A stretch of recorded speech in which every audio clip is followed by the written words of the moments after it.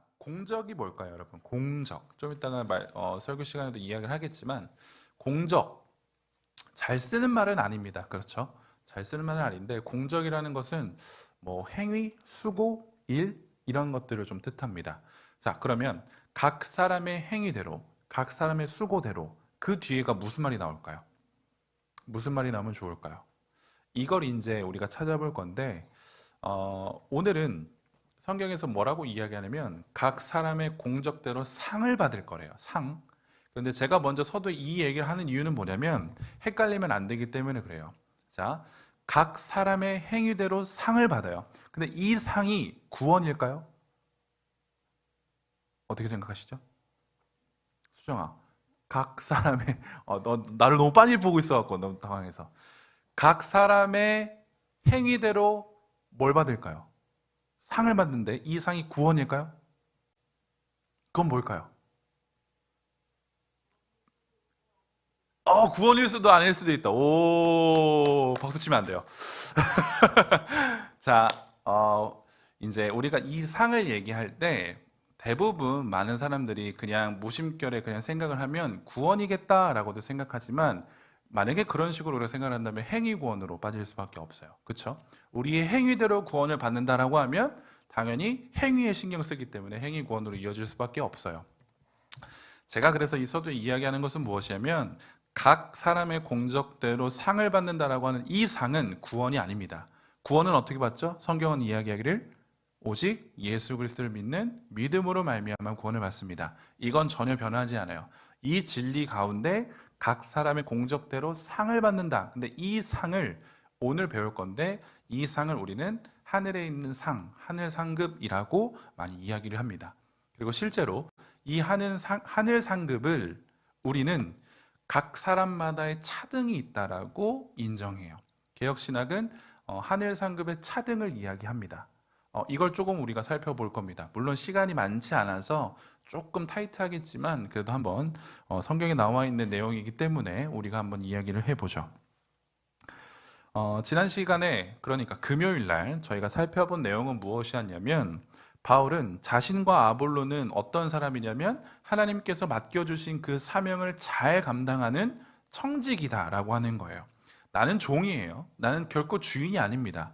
주인 의식을 가지고 있는 종일 뿐이에요. 그렇기 때문에 주인이 나에게 맡겨진 그 사명과 소명을 충실하게 감당하는 자들이에요. 그리고 우리는 서로를 뭐라고 부르냐면 하나님의 동역자라고 부릅니다.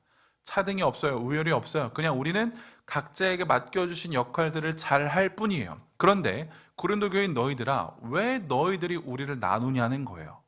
바울이 더 낫다더라, 아볼로가 낫다더라, 왜 너네들은 우리들을 그렇게 우열을 나누냐? 아니야, 우리는 그렇게 생각하지 않아.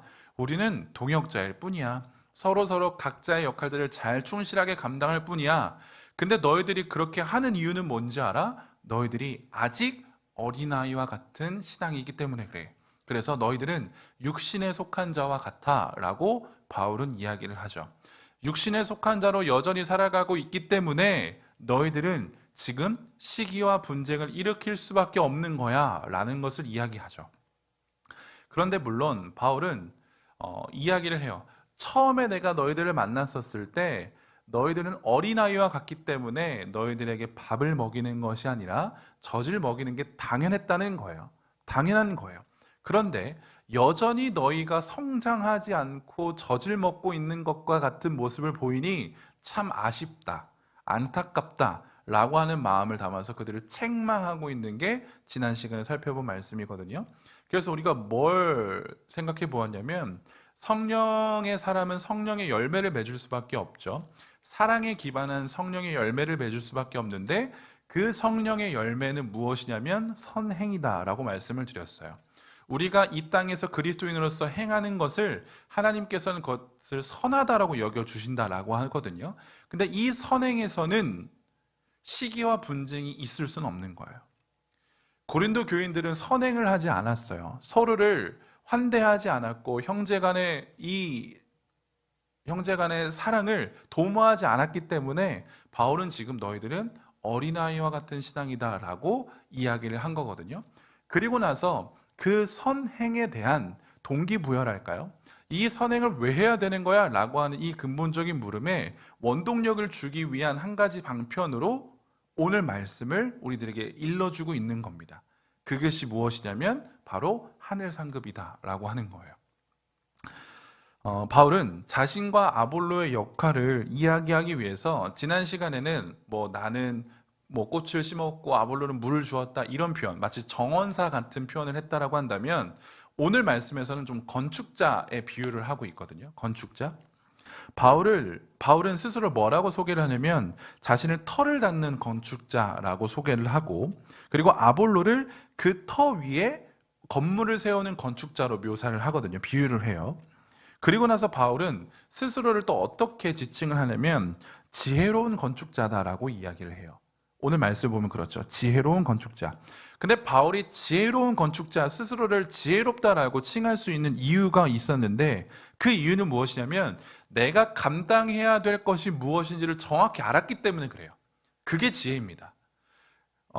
우리들에게 중요한 건, 필요한 건 지혜이거든요. 이 지혜는 뭐냐면 내가 하나님 앞에서 어떠한 존재인지, 그리고 내가 어떠한 사명들을 감당해야 되는지에 대해서 명확하게 아는 게 지혜예요. 하나님 앞에서 나라고 하는 존재를 발견하고, 그리고 내가 그 은혜를 입었다면 어떻게 살아가야 되는가를 내가 깨닫는 것이 지혜예요. 우리는 그 지혜가 필요한 겁니다. 바울은 그걸 깨달았어요. 그래서 그를 뭐라고 지칭하냐면 스스로 지혜롭다라고 이야기를 하는 거죠. 바울은 터를 닦았다라고 이야기를 합니다. 그 의미는 무엇이냐면 터는 예수 그리스도를 이야기하거든요. 11절에서 나오지만 이 터는 곧 예수 그리스도예요. 그러니까 이 터를 닦았다는 의미는 뭐냐면 내가 믿지 않는 사람들에게 예수 그리스도를 소개했다는 거예요. 복음 전도의 사명을 잘 감당했다. 그것을 터를 닦았다라는 의미로 사용을 한 거죠. 그리고 나서 아볼로는 그 터 위에 무엇을 세우는 역할인데, 이 세우다라고 하는 것은 양육을 하고 훈련하다는 걸 뜻해요. 바울은 고린도 지역에 와서 예수를 알지 못하는 자들에게, 복음을 알지 못하는 자들에게 복음을 전파했죠. 그들에게 복음을 알려줬어요. 터를 닦는 역할을 했다는 겁니다. 그리고 나서 바울이 떠나고 난 이후에 아볼로가 와서 그렇게 터 잡힌 고린도 교인들에게 무엇을 줬다고요? 물을 줬어요. 그들을 세운 거예요. 양육시켰다는 거예요. 자, 여기서 질문이에요. 터를 닦는 것과 물을 주는 것, 기둥을 세우는 것, 건물을 세우는 것, 뭐가 더 중요합니까? 뭐가 더 중요해요? 아니요. 중요성을 따질 수가 없어요. 물론 누군가는 건축에 하는 사람에 있어서 터가 더 중요하다, 나 세우는 게 더 중요하다라고 할 수 있겠지만 뭐 하나에 더 적극적으로 이게 더 중요하다고 이야기할 수가 없어요. 왜냐? 건축함에 있어서 이 둘은 반드시 유기적으로 연결되어 있기 때문에 그래요. 바울도 그걸 이야기하는 거거든요. 너희들이 지금 이야기하는 게 뭐냐면 건물을 세울 때 터를 닦는 게 중요하냐, 기둥을 잘 세우는 게 중요하냐, 이거 왈가왈부하고 있는데 그렇지 않아. 그건 별로 그렇게 중요하지 않아. 왜냐고 했었을 때 이 교회는 누가 주인이시죠? 오직 예수 그리스도예요. 오직 예수 그리스도. 오직 예수 그리스도만 바라봐야 되는데 누가 터를 닦았고 누가 기둥을 세웠고 이게 뭐 중요하냐. 그냥 그들은 그들의 역할을 감당했을 뿐이야. 그들의 역할을 충실히 감당했을 뿐이야. 우리들도 그랬고 너희들도 그렇게 충실히 감당해야 돼 라는 것을 지금 이야기해 주는 겁니다. 교회의 기초는 오직 예수 그리스도예요. 이것이 변하면 안 돼요. 바울은 이것을 매우 충실하게 지켰고 믿음으로 확신했고 이것을 사람들에게 온전하게 전했어요.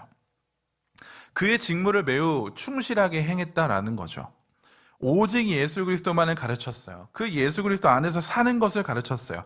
그 말씀의 가르침을 계속적으로 이야기하면서 우리가 그리스도인으로서 그리스도를 배워야 한다는 것을 분명하게 이야기를 했죠. 그리고 그의 후임이었던 아볼로 또한 이 바울의 사역의 연장선으로 그들을 잘 훈련시키고 양육을 시켰습니다. 바울의 사역과 아볼로의 사역은 매우 밀접하게 연결되어 있기 때문에 이 연결이 중요한 거예요. 건축공사에 있어서 기초만 놓고 그냥 아무거나 막 세워도 된다? 아무 자재로 막 세워도 된다? 아니요, 그러면 안 됩니다. 반드시 무너질 수밖에 없거든요. 그러니까 이 둘은 서로 뗄래야 뗄 수 없는 관계이기 때문에 서로 연합되어 있고 연결되어 있는 상태이기 때문에 누가 더 중요하다를 함부로 이야기해서는 안 된다라고 하는 겁니다. 바울도 그렇고 아볼로도 그렇고 그리고 더 나아가서 우리 각 한 사람 한 사람들도 이제부터 뭘 해야 되냐면 그 예수 그리스도라는 그 터 위에 건물을 각자 세워야 되거든요. 각각 건물을 세워야 돼요. 우리가 세우는 거예요. 자, 재료들로 각자의 재료들로 건물을 세우는 건데 12절 보세요. 12절에서 언급을 하는 게 뭐냐면 만일 누구든지 금이나 은이나 보석이나 나무나 풀이나 지프로 이 터 위에 세운대요. 자, 각자의 재료들로 이 터 위에 건물을 세운다는 걸 뜻해요. 그렇죠? 그런데 바울은 이 재료들을 크게 두 부류로 나눠요. 두 부류로. 금, 은, 보석. 이건 좀 영구히 사라지지 않는, 조금 단단하다? 쉽게 변질되지 않는다? 이런 느낌을 주잖아요. 그런데 나무, 풀, 집 금방 사라지겠죠. 어떠한 이슈가 생기면 좀 견고하지 않아요. 특히 불이라고 하는 이슈가 생기면 이것들은 다 없어져 버릴 거겠죠. 이걸 그대로 가지고 와요. 자, 성도라고 하는 자들은 누구냐면 그리스도라고 하는 이 터 위에 각자의 재료들로 건물을 세울 거예요. 건물을 세울 거예요. 그리고 그것은 공적으로 나타난대요. 행위, 열심으로 나타나게 된대요. 이건 우리들의 신앙생활을 조금 의미하는 거라고 볼 수 있거든요. 자, 우리는 내 마음 가운데 성령이 계시는 자입니다. 성령의 사람이에요. 맞죠? 그러면 이 성령의 사람들은 성령과 함께 살아갑니다. 우린 이것을 뭐라고 이야기하죠? 성화라고 이야기를 합니다. 성화의 과정을 걸어가면서 우리가 해야 될 게 있는데 그것이 무엇이냐면 우리들에게 주신 그 믿음을 성장시켜야 돼요. 이해되시죠? 하나님께서는 전적인 은혜로 말미암아 우리들에게 믿음을 선물로 주셨어요. 그러면 우리는 그 선물로 받은 이 믿음을 우리들의 성화의 과정을 통해서 믿음을 성장시켜야 돼요. 성장시켜야 돼요. 그 믿음의 여정이, 성화의 여정이 곧 건물을 짓는 것과 마찬가지거든요. 그리고 우리는 그 믿음의 여정을 걸어 나가잖아요. 건물을 열심히 짓잖아요. 우리들의 수고와 행위와 일이 계속적으로 보여지게 되잖아요. 그럴 때 뭐라고 성경은 우리들에게 이야기하냐면 8절에서도 보시면 각각 자기가 일한 대로 자기의 상을 받는다라고 이야기를 하고 14절에서도 보면 그 위에 세운 공적이 그대로 있으면 상을 받는다라고 이야기를 해요. 자, 이 말은 우리가 신앙생활을 하면서 하는 행위와 수고와 일이라고 하는 부분들이 있잖아요. 이러한 공적이 뭘 받는다고요? 보상을 받는데요. 보상을 받는데요. 우리는 이 보상을 상급이라고 불러요. 우리는 거듭난 자로서 성령 하나님과 함께 성화의 삶을 살아갑니다. 그런데 완벽하지 않잖아요. 성화의 삶은. 그쵸? 완벽하지 않아요. 우린 여전히 죄인이기 때문에 때론 넘어지기도 해요. 때론 흔들리기도 해요. 이러한 부분들이 있다고요. 그래서 바울은 안타까워했던 거예요. 고린도 교인들을. 너희들은 성령의 사람인데 왜 그 성령의 열매가 잘 보여지지 않느냐? 너희들 성화의 과정을 잘 살아가고 있는 게 맞아? 안타까워했다고요. 우리도 고린도 교인들과 같은 모습을 반드시 보여줄 수밖에 없어요. 왜? 성화의 과정이 그렇기 때문에 그래요. 그래서 열심히 들어가요. 행위가 들어가요. 우리들의 수고로움이 들어가요. 그런데 성경은 이 수고로움을 외면치 않는다라고 이야기해요. 너희들이 그렇게 성화의 과정을 열심히 살아가잖아. 정말로 치열하게 전쟁하면서 살아가잖아. 근데 그건 너희들이 감당해. 이게 아니라 이 수고를 기억하신대요. 뭘 하신대요? 상을 주신대요. 이게 상급이거든요. 이게 상급이에요. 그리스도인들은 모두 다 열심히 신앙생활을 하죠. 당연해요. 모두 다 열심히 합니다. 그런데 13절에 보이는 어떤 단어가 있냐면 그날이라고 하는 단어가 있죠. 이 날은 마지막 심판의 때예요. 예수 그리스도가 재림하시는 그때예요. 자, 그때 무슨 일이 벌어지게 되냐면 불이 임한대요. 그리고 그 불이 임해서 그 불이 뭘 하느냐? 그리스도의 터 위에 각자가 세운 그 건물, 그 공적을 불태울 거래요. 그러면 바울이 이어서 이야기하는 게 뭐냐면 남아있는 재료들이 있겠죠. 남아있는 재료들. 금, 은, 보석과 같은 것은 남아있게 되고 나무, 풀, 집 같은 것은 다 없어져 버리게 됐죠. 자, 바울은 그 그 공적을 태웠을 때 그 공적이 그대로 남아있으면 상을 받게 된대요. 그런데 그 공적이 불타면 뭘 받는데요? 해를 받는데요. 자, 여기서도 우리는 조금 의아해요. 아니, 해를 받는다고? 그러면 내가 구원을 못 받는다는 소린가? 아니에요. 혹시라도 이렇게 생각할까봐 바울은 그 뒤에 뭐라고 이야기하냐면 13절, 15절이네요. 그 공적이 불타면 해를 받으리니 그러나 자신은 구원을 받대요. 우리는 이 본문을 보면서 그 공적이 불타서 없어져 버리면 해를 받는다더라. 그럼 내가 구원을 못 받는 거구나 라고 생각할까봐 바울은 뭐라고 이야기하면 아니 그렇지 않아. 구원은 받아. 구원은 받았어. 이미 우리는 성령의 사람이기 때문에 구원의 확신은 있어 라는 것을 이야기해요. 그런데 해를 받는다는 의미는 뭐냐면 상이 없다는 거예요. 하늘 상급이 없다는 걸 뜻해요. 구원은 받았습니다. 우린 구원 받았어요. 우린 천국에 들어갑니다. 그런데 그 천국에서 우리는 상을 얻어요. 왜요? 성화의 과정을 살아가면서 우리들의 애씀, 노력이 있잖아요. 그걸 하나님께서 외면치 않으신다는 거예요. 그래서 우리들의 그러한 열심, 노력들을 상을 주신대요. 그런데 하나님께서 그걸 달아보실 거예요. 불로 한번 시험해 보실 거예요. 그때 그 공적이 남아있으면 상을 받아요.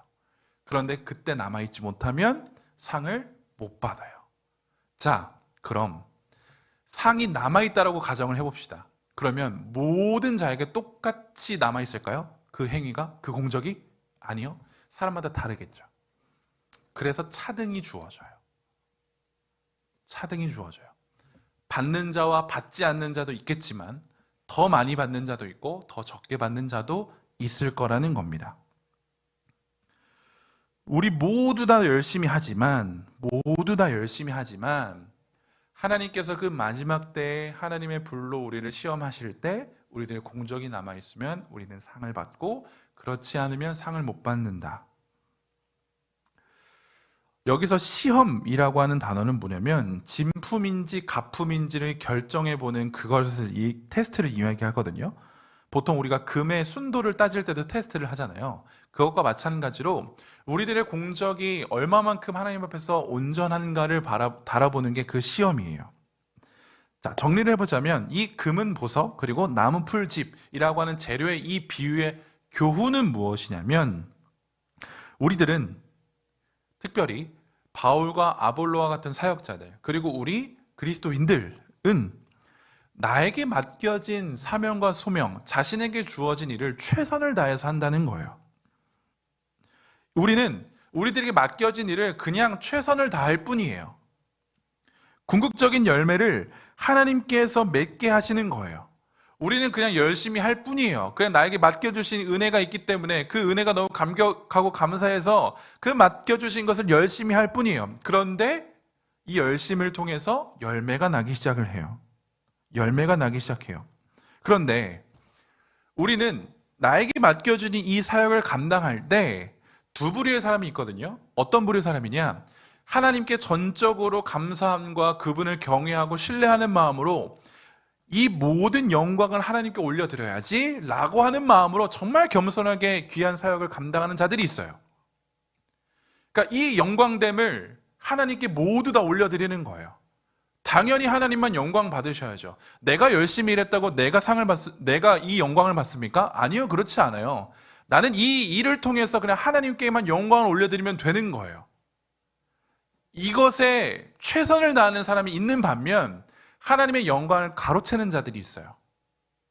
하나님의 영광을 가로채는 자들. 우린 다 이렇게 이야기하잖아요. 하나님의 영광을 위해서 살겠다라고 이야기를 하잖아요. 근데 실제로는 정말 그렇게 열심히 최선을 다해서 사는 자들도 있겠지만 그 영광을 가로채는 자들이 있다고요. 그러면 하나님의 심판대 앞에 섰을 때 하나님의 영광을 가로챘던 자들은 다 불타 없어지는 거예요. 그의 공적들이, 그의 열심들이. 물론 그는 구원받습니다. 천국에 들어갑니다. 하지만 하나님의 영광을 가로채므로 말미암아 열심히 사역했던 자들의 그 열심은 다 허투루 돌아가게 된다는 것을 의미하죠. 자신의 영광을 더 드러나기 위해서가 아니라 오직 하나님의 영광을 위해서 그렇게 신앙생활에 최선을 다했던 자들은 상급을 받을 것이다. 개혁신학에서는 이 하늘 상급이라는 것을 차등이 있다는 것을 인정을 해요. 자, 이 부분에서 우리가 오해하면 안 되는 것은 무엇이냐면 이런 거예요. 제가 서두에도 말했지만 하늘 상급을 받지 못하면 구원받지 못한다라는 식으로 보면 안 된다는 거예요. 이미 우리는 구원을 받은 자예요. 이미 우리는 구원을 받은 자, 예수 그리스도를 믿음으로 우리는 구원을 받은 자입니다. 그런데 하나님께서 우리들에게 뭘 주시겠대요? 상을 주시겠다는 거예요. 상을 주시겠다는 거예요. 그래서 이 천국에서의 상급을 이해할 때 우리가 반드시 기억해야 되는 것은 무엇이냐면 우리는 차등이라고 이야기하면 조금 기분이 나빠요.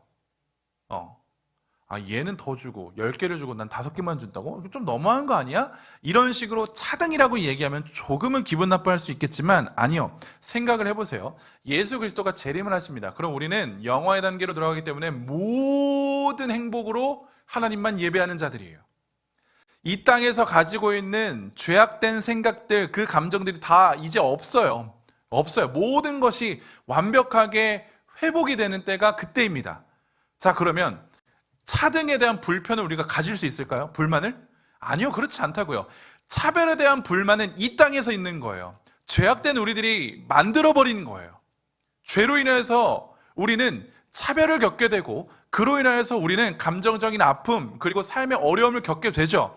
그래서 이 차별은 너무 부당하다라고 우리는 생각을 한다는 거예요. 근데 이 생각을 가지고 천국에 들어간다? 아니요, 그렇지 않아요. 그럴 수가 없어요. 이해되시나요? 때문에 하늘에서 천국에서 상급이 차등으로 주어진다고 했었을 때 우리는 불쾌하지 않아요. 불쾌한 감정이 없어요. 불쾌한 감정 따위는 없다는 겁니다. 왜냐하면 이 하늘 상급은 내 공로로 주어지는 게 아니에요. 내가 물론 열심히 신앙생활을 했어요. 근데 내 공로로 주어지는 게 하늘 상급이 아니에요. 그렇기 때문에 우리는 불평을 가질 수가 없다는 겁니다. 그러면 왜 하나님께서는 이 하늘 상급에 차등을 두시는 걸까라고 하는 질문이 들 수 있겠죠. 성경이 우리들에게 이것을 이야기하는 이유는 뭐냐면 우리가 신앙생활을 함에 있어서 그리고 그 천국을 바라보면서 소망하면서 우리들에게 이 하늘 상급에 대한 이 권면, 이 동료는 우리들에게 힘이 돼요. 무슨 힘이 되냐? 그리스도인으로서 내가 오늘도 하나님의 나라를 위해서 최선을 다해서 살아야지 라고 하는 힘이 원동력이 돼요. 나는 구원받을 수 없는 자였는데 하나님께서 나를 구원해 주셨어. 이것만으로도 너무 충분한데 아니 뭐야, 내가 이 삶에서 이 땅에서 그리스도인으로서 최선을 다하면서 살아갈 때 그 최선을 모른 채 하지 않으시고 천국이라고 하는 그곳도 너무나도 나에게 유익하고 너무나도 감격적인데 그곳에서도 나에게 상을 주시겠다고? 라고 하는 그 생각을 갖고 있노라면, 그 진리를 우리가 성경에서 발견하면 우리에게 있어서 이 땅에서의 신앙생활은 어렵지 않아요. 물론 힘들죠. 그런데 이겨낼 만한 힘이 생겨요. 왜요? 이 힘듦이, 이 수고가 헛수고가 아니잖아요. 우리가 이 땅에서 좀 불편해하는 것은 뭐냐면 여러분들도 경험 있으실 거예요. 난 정말 오늘 열심히 공부했어. 열심히 했어. 근데 그 열심을 안 알아봐 줄 때 매우 기분이 나쁘죠. 이 세상은 결과론적이에요. 네가 열심히 하든 말든 그게 중요한 게 아니에요. 결과가 잘 나와야지. 저희 매형이 공부를 진짜 잘하거든요. 그래서 이제 미국에서 포닥을 하고 또 이제 여기 돌아와서 열심히 하고 있는데 우리가 생각할 때 미국은 조금 뭐 자유롭다라고 생각을 하잖아요. 일할 때. 그래서 뭐 이제 재택근무도 마음대로 해도 되고 뭐 퇴근 시간도 자유롭게 프리하게. 그래서 우리는 그걸 좀 원하잖아요. 나도 그렇게 일을 하고 싶다. 그런데 저도 그 생각을 갖고 있었는데 제가 매형에게 물어봤어요. 정말 그러냐? 근데 딱 한마디 했어요. 진짜 잔인하대요, 걔네들은. 뭐냐면 모든 걸 다 허용해 준대요. 근데 결과가 안 나오면 다음날 잘린대요. 정말 모든 걸 다 허용해 줘요. 오케이, 네가 재택근무? 해. 지금 퇴근해? 잘 가. 서로 그렇게 해준대요. 서로. 근데 뭐냐면 결과가 안 나오잖아요. 바로 잘려요. 진짜 잔인하대요. 그러니까 우리는 그걸 모르는 거예요. 그러니까 우리는 한두 번은 봐주잖아요. 아, 그랬어? 그래도 너 이렇게 하면 안 돼. 라고 하는 봐줌이 있지만 거기 얄짤이 없대요. 왜요? 기다리는 사람이 너무 많아요. 여기에 들어오려고 하는 사람이 너무 많은 거예요. 그러니까 진짜 최대한 열심히 내가 결과를 내야 되는 거예요. 그래서 저희 매형은 더 힘들게 살았어요. 더 열심히 했어요.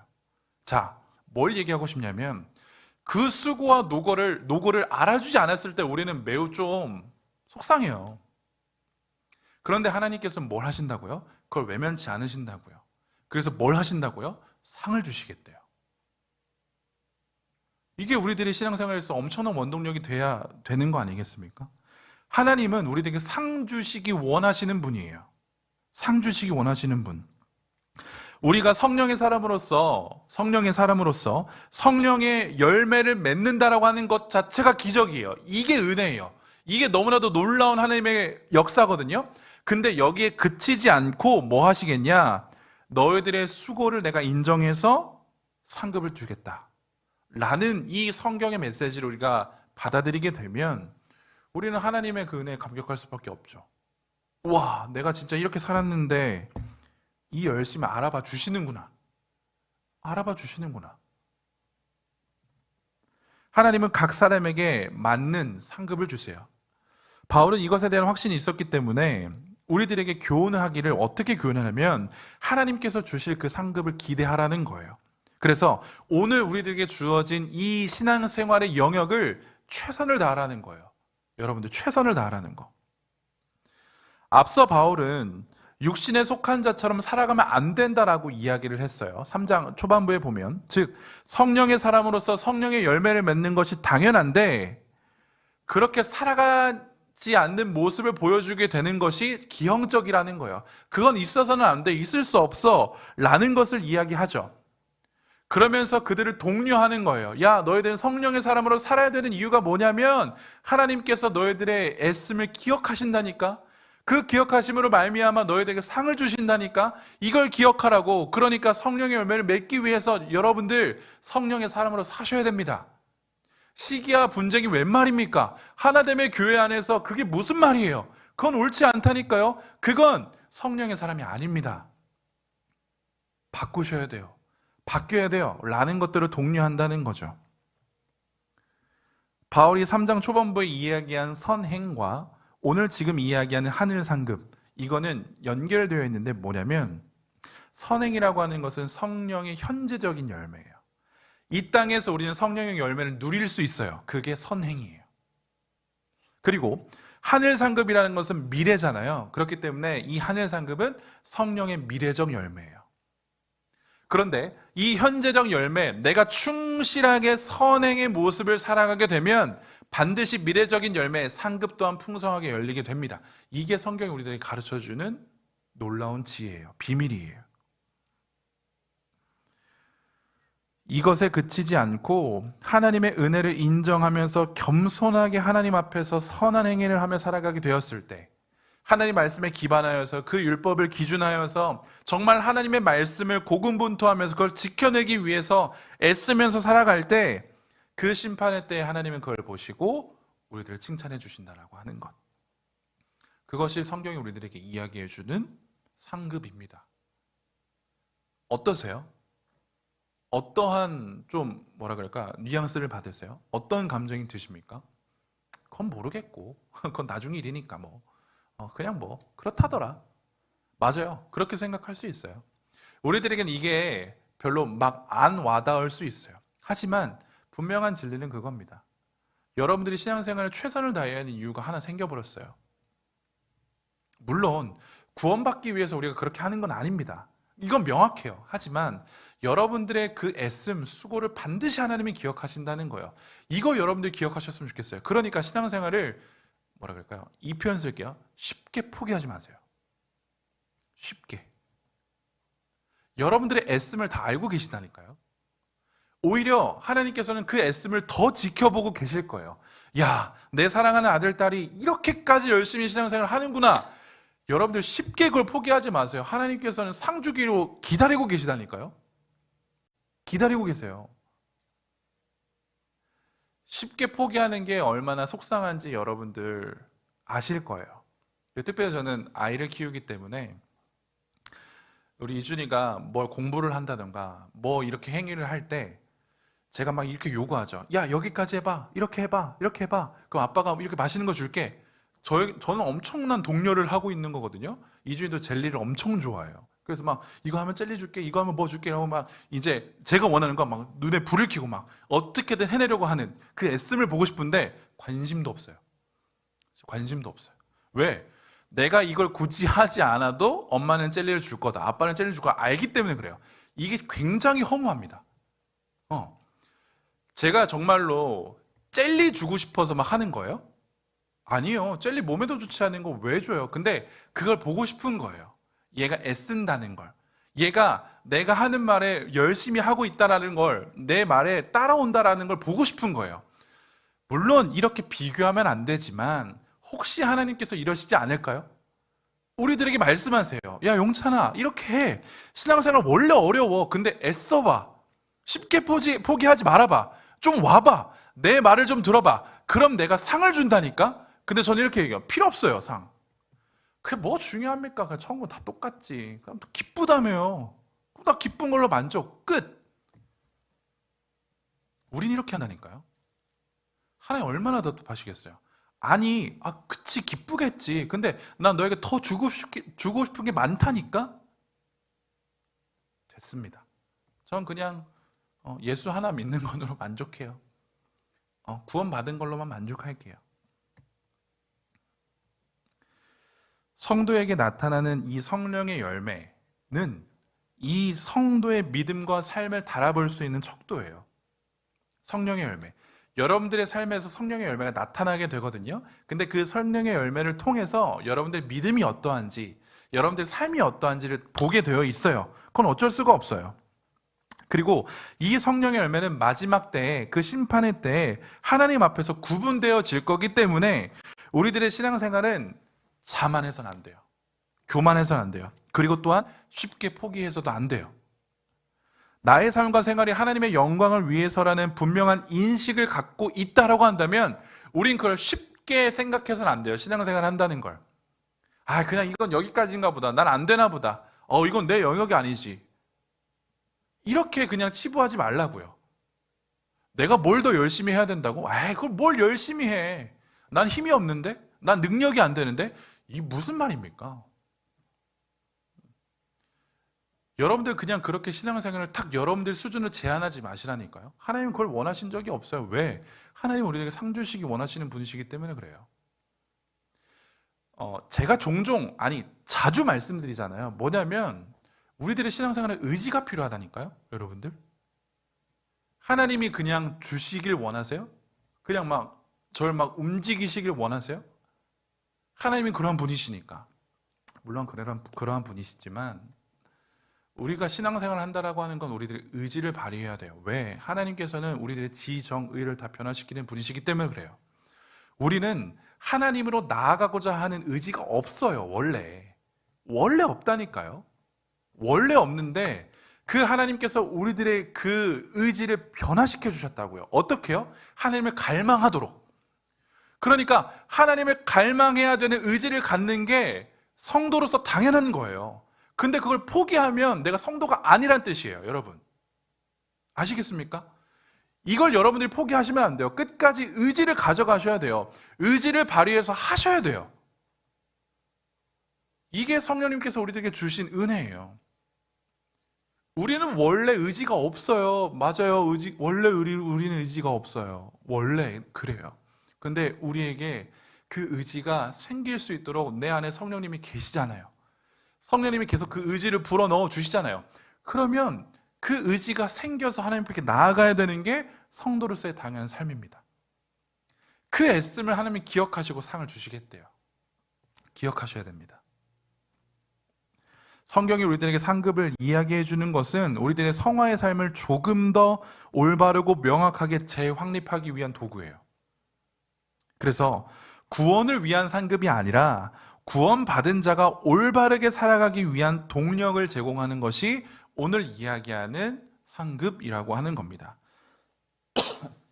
바울은 이 선행과 상급이라는 것을 성령의 열매를 제시를 하면서 고린도 교회가 가지고 있는 이 영적인 수준, 영적인 상태를 꾸짖고 올바르게 교정하길 원했던 거예요. 그래서 우리도 기억해야 됩니다. 이제부터 여러분들 기억하셔야 돼요. 뭘 기억하시냐면 바울이 이야기해주는 이 교훈을 반드시 기억하십시오.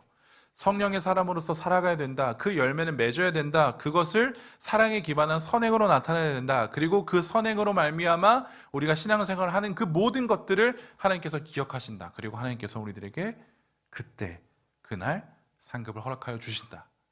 라는 것을 기억하시면 우리들의 신앙생활은 조금 더 동력이 생겨요.